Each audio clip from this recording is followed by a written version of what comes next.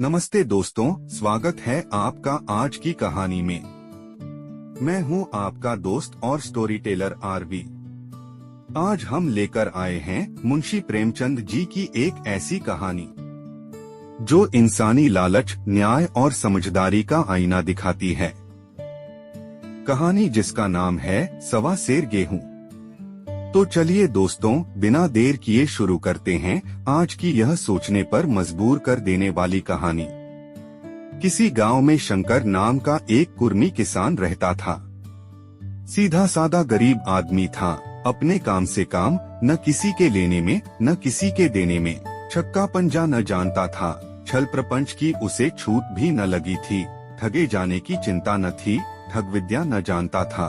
भोजन मिला खा लिया, न मिला चबेने पर काट दी, चबैना भी न मिला तो पानी पी लिया और राम का नाम लेकर सो रहा। किंतु जब कोई अतिथि द्वार पर आ जाता था तो उसे इस निवृत्ति मार्ग का त्याग करना पड़ता था। विशेषकर जब साधु महात्मा पदार्पण करते थे तो उसे अनिवार्यत सांसारिकता की शरण लेनी पड़ती थी। खुद भूखा सो सकता था, पर साधु को कैसे भूखा सुलाता, भगवान के भक्त जो ठहरे। एक दिन संध्या समय एक महात्मा ने आकर उसके द्वार पर डेरा जमाया। तेजस्वी मूर्ति थी, पीतांबर गले में, जटा सिर पर, पीतल का कमंडल हाथ में, खड़ाऊ पैर में, ऐनक आँखों पर। संपूर्ण वेश उन महात्माओं का सा था जो रईसों के प्रासादों में तपस्या, हवागाड़ियों पर देवस्थानों की परिक्रमा और योग सिद्धि प्राप्त करने के लिए रुचिकर भोजन करते हैं। घर में जौ का आटा था, वह उन्हें कैसे खिलाता। प्राचीन काल में जौ का चाहे जो कुछ महत्व रहा हो, पर वर्तमान युग में जौ का भोजन सिद्ध पुरुषों के लिए दुष्पाच्य होता है। बड़ी चिंता हुई, महात्मा जी को क्या खिलाऊं। आखिर निश्चय किया कि कहीं से गेहूं का आटा उधार लाऊं, पर गांव भर में गेहूं का आटा न मिला। गांव में सब मनुष्य ही मनुष्य थे, देवता एक भी न था, अतएव देवताओं का खाद्य पदार्थ कैसे मिलता। सौभाग्य से गांव के विप्र महाराज के यहाँ से थोड़ा सा मिल गए। उनसे सवा सेर गेहूं उधार लिया और स्त्री से कहा कि पीस दे। महात्मा ने भोजन किया, लंबी तान कर सोए। प्रातः काल आशीर्वाद देकर अपनी राह ली। विप्र महाराज साल में 2 बार खलिहानी लिया करते थे। शंकर ने दिल में कहा, सवा सेर गेहूं इन्हें क्या लौटाऊं, पंसेरी बदले कुछ ज्यादा खलिहानी दे दूंगा, यह भी समझ जाएंगे, मैं भी समझ जाऊंगा। चैत में जब विप्र जी पहुँचे तो उन्हें 1.5 पंसेरी के लगभग गेहूं दे दिया और अपने को उऋण समझकर उसकी कोई चर्चा न की। विप्र जी ने फिर कभी न मांगा। सरल शंकर को क्या मालूम था कि यह सवा सेर गेहूं चुकाने के लिए मुझे दूसरा जन्म लेना पड़ेगा। 7 साल गुजर गए। विप्र जी विप्र से महाजन हुए, शंकर किसान से मजूर हो गया। उसका छोटा भाई मंगल उससे अलग हो गया था। एक साथ रहकर दोनों किसान थे, अलग होकर मजूर हो गए थे। शंकर ने चाहा कि द्वेष की आग भड़कने न पाए, किंतु परिस्थिति ने उसे विवश कर दिया। जिस दिन अलग अलग चूल्हे जले, वह फूट फूट कर रोया।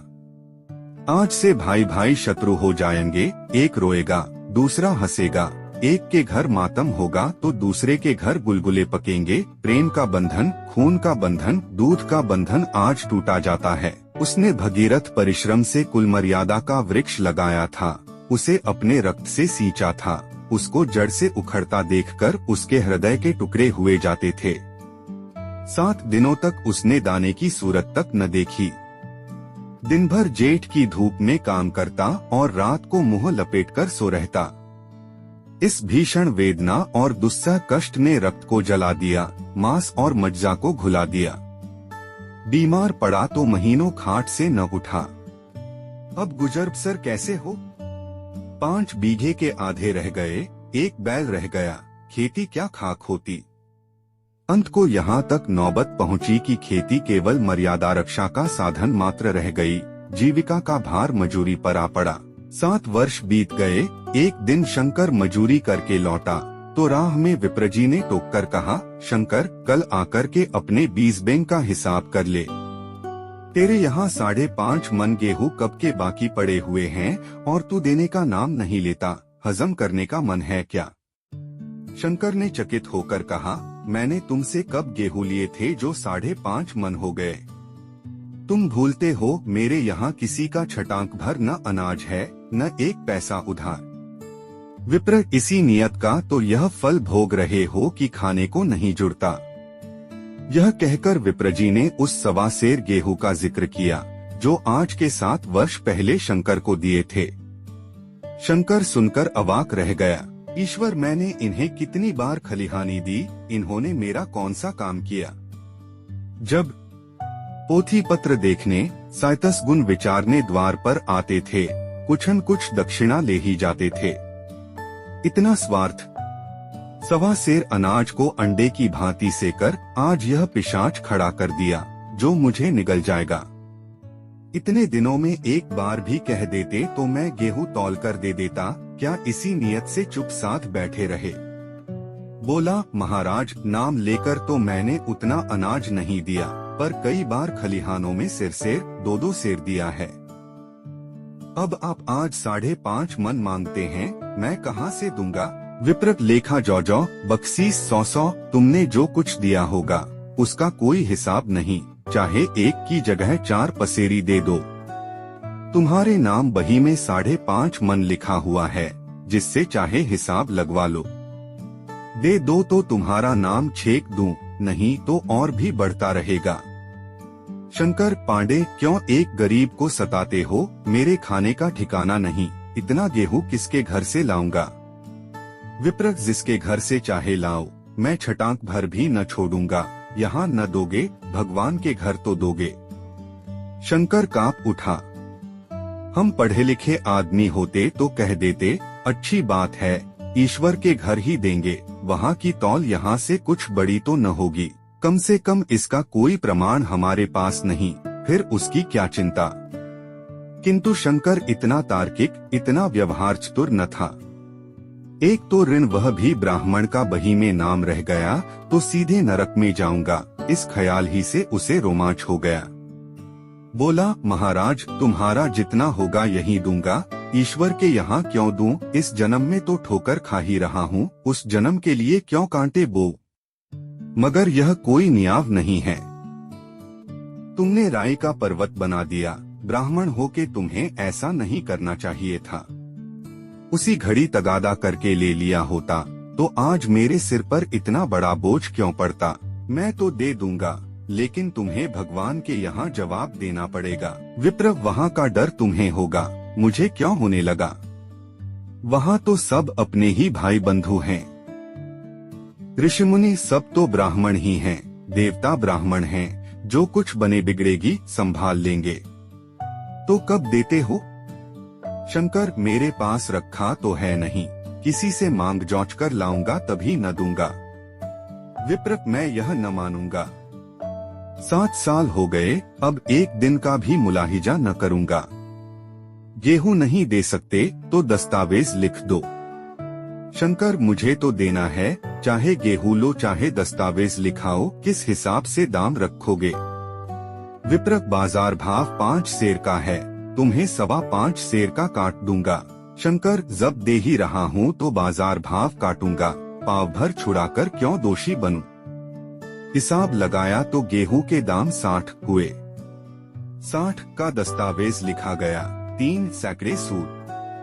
साल भर में न देने पर सूद की दर 2.5 रुपए सैकड़े। 8 आने का स्टाम्प, 4 आने दस्तावेज की तहरीर शंकर को ऊपर से देनी पड़ी। गांव भर ने विप्रजी की निंदा की, लेकिन मुंह पर नहीं। महाजन से सभी का काम पड़ता है, उसके मुंह कौन आए? शंकर ने साल भर तक कठिन तपस्या की। मियाद के पहले रुपए अदा करने का उसने व्रत सा कर लिया। दोपहर को पहले भी चूल्हा न जलता था, चबैने पर बसर होती थी, अब वह भी बंद हुआ। केवल लड़के के लिए रात को रोटियां रख दी जाती, पैसे रोज का तंबाकू पी जाता था। यही एक व्यसन था जिसका वह कभी न त्याग कर सका था। अब वह व्यसन भी इस कठिन व्रत की भेंट हो गया। उसने चिलम पटक दी, हुक्का तोड़ दिया और तमाकू की हाड़ी चूर चूर कर डाली। कपड़े पहले भी त्याग की चरम सीमा तक पहुंच चुके थे, अब वह प्रकृति की न्यूनतम रेखाओं में आबद्ध हो गए। शिशिर की अस्थिबेधक शीत को उसने आग ताप कर काट दिया। इस संकल्प का फल आशा से बढ़कर निकला। साल के अंत में उसके पास 60 रु जमा हो गए। उसने समझा पंडित जी को इतने रुपए दे दूंगा और कहूंगा महाराज बाकी रुपए भी जल्द ही आपके सामने हाजिर करूंगा। 15 रु की तो और बात है, क्या पंडित जी इतना भी न मानेंगे? उसने रुपए लिए और ले जाकर पंडित जी के चरणकमलों पर अर्पण कर दिए। पंडित जी ने विस्मित होकर पूछा, किसी से उधार लिए क्या? शंकर, नहीं महाराज, आपके असीस से अब की मजूरी अच्छी मिली। विप्रक, लेकिन यह तो 60 रु ही हैं। शंकर, हाँ महाराज, इतने अभी ले लीजिए, बाकी मैं 2-3 महीने में दे दूंगा, मुझे उरिन कर दीजिए। विप्र, उरिन तो जभी होगे जबकि मेरी कौड़ी कौड़ी चुका दोगे। जाकर मेरे 15 रु और लाओ। शंकर, महाराज इतनी दया करो, अब सांझ की रोटियों का भी ठिकाना नहीं है। गांव में हूँ तो कभी न भी दे ही दूंगा। विप्र, मैं यह रोग नहीं पालता, न बहुत बातें करना जानता हूँ। अगर मेरे पूरे रुपए न मिलेंगे तो आज से 3 रु सैकड़े का ब्याज लगेगा। अपने रुपए चाहे अपने घर में रखो, चाहे मेरे यहाँ छोड़ जाओ। शंकर, अच्छा, जितना लाया हूँ उतना रख लीजिए। मैं जाता हूँ, कहीं से 15 रु और लाने की फिक्र करता हूँ। शंकर ने सारा गांव छान मारा, मगर किसी ने रुपए न दिए। इसलिए नहीं कि उसका विश्वास न था या किसी के पास रुपए न थे, बल्कि इसलिए कि पंडित जी के शिकार को छेड़ने की किसी की हिम्मत न थी। क्रिया के पश्चात प्रतिक्रिया नैसर्गिक नियम है। शंकर साल भर तक तपस्या करने पर भी जब ऋण से मुक्त होने में सफल न हो सका तो उसका संयम निराशा के रूप में परिणत हो गया। उसने समझ लिया कि जब इतना कष्ट सहने पर भी साल भर में 60 रु से अधिक न जमा कर सका, तो अब और कौन सा उपाय है जिसके द्वारा इसके दूने रुपए जमा हो। जब सिर पर ऋण का बोझ ही लादना है तो क्या मन भर का और क्या सवा मन का। उसका उत्साह क्षीण हो गया, मेहनत से घृणा हो गई। आशा उत्साह की जननी है, आशा में तेज है, बल है, जीवन है। आशा ही संसार की संचालक शक्ति है।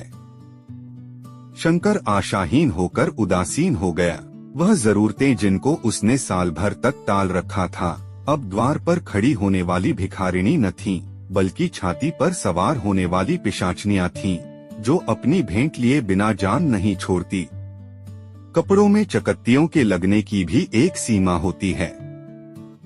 अब शंकर को चिट्ठा मिलता तो वह रुपए जमा न करता, कभी कपड़े लाता, कभी खाने की कोई वस्तु। जहाँ पहले तमाकू ही पिया करता था, वहाँ अब गांजे और चरस का चस्का भी लगा।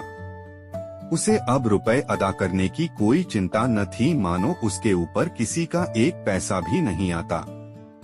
पहले जूड़ी चढ़ी होती थी, पर वह काम करने अवश्य जाता था, अब काम पर न जाने के लिए बहाना खोजा करता। इस भांति 3 वर्ष निकल गए। विप्रजी महाराज ने एक बार भी तकाजा न किया। वह चतुर शिकारी की भांति अचूक निशाना लगाना चाहते थे। पहले से शिकार को चौंकाना उनकी नीति के विरुद्ध था। एक दिन पंडित जी ने शंकर को बुलाकर हिसाब दिखाया। 60 रु जो जमा थे वह मिन्हा करने पर अब भी शंकर के जिम्मे 120 रु निकले। शंकर, इतने रुपए तो उसी जन्म में दूंगा, इस जन्म में नहीं हो सकते। विप्र, मैं इसी जन्म में लूंगा। मूल न सही, सूद तो देना ही पड़ेगा। शंकर, एक बैल है, वह ले लीजिए और मेरे पास रखा क्या है। विप्र, मुझे बैल बधिया लेकर क्या करना है। मुझे देने को तुम्हारे पास बहुत कुछ है। शंकर, और क्या है महाराज। विप्र, कुछ है, तुम तो हो। आखिर तुम भी कहीं मजूरी करने जाते ही हो, मुझे भी खेती के लिए मजूर रखना ही पड़ता है। सूद में तुम हमारे यहाँ काम किया करो, जब सुभीता हो मूल को दे देना।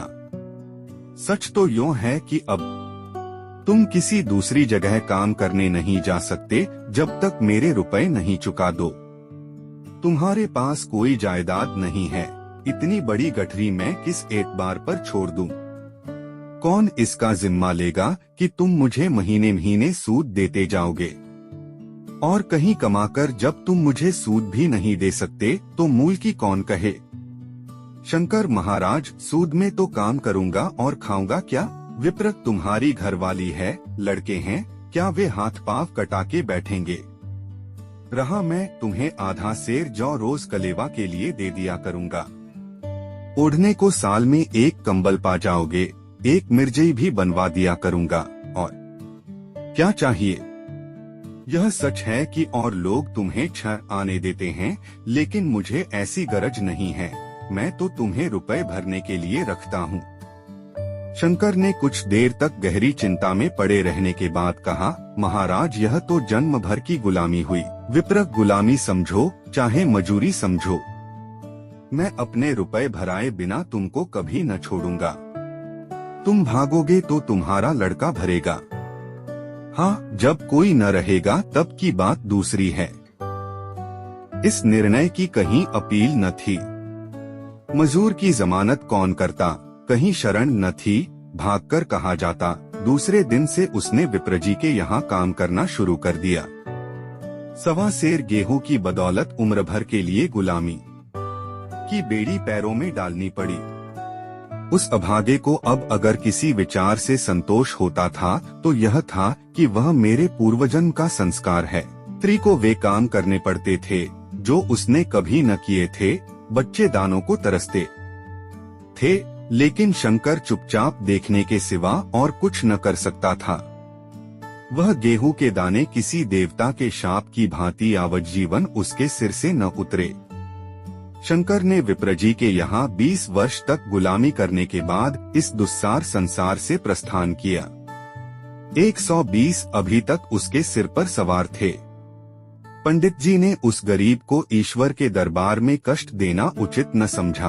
इतने अन्यायी, इतने निर्दयी न थे। उसके जवान बेटे की गर्दन पकड़ी। आज तक वह विप्रजी के यहाँ काम करता है। उसका उद्धार कब होगा, होगा भी या नहीं, ईश्वर ही जाने।